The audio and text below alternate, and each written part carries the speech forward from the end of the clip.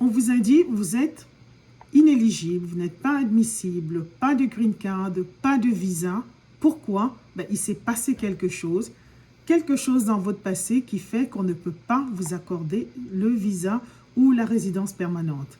N'oubliez pas de joindre cette page, évidemment, où on parle d'immigration.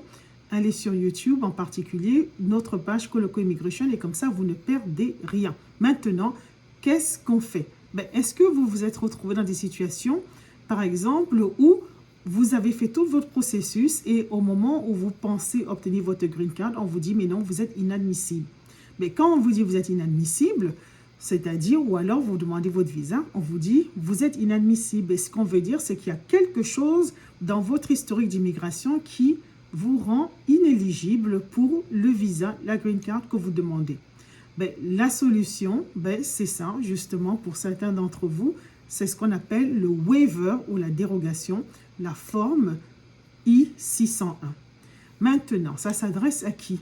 À ceux d'entre vous, par exemple, qui sont entrés justement sur le territoire sans un visa, justement, donc là, se retrouvent dans une situation d'inadmissibilité. Numéro 2, ce serait certains d'entre vous qui, malheureusement, auraient commis ce qu'on considère être la fraude ou misrepresentation. Donc, vous n'avez pas donné les informations, vous avez dissimulé, et donc, évidemment, on va vous opposer cela. Et puis, troisièmement, évidemment, pour ceux d'entre vous, si vous avez commis un crime ou un délit, donc il y a certains crimes, certains délits qui vous rendraient inadmissibles.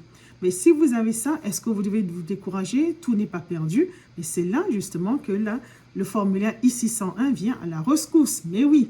Alors, comment ça se passe?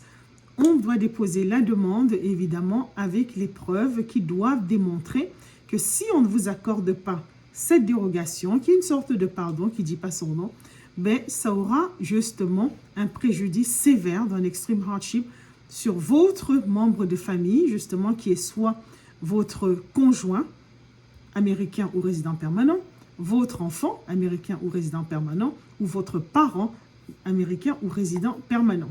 Évidemment, vous devez déposer ça et justement, il y a également des arguments juridiques qui doivent être mis en avant.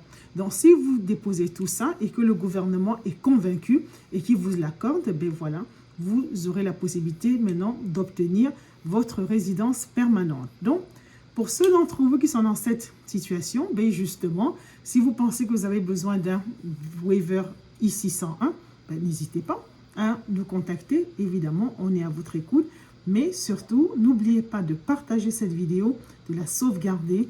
Et voilà, parce que pour toutes les nouvelles, justement, en droit de l'immigration, en français, c'est notre page. Voilà. Merci beaucoup. À bientôt. Bye.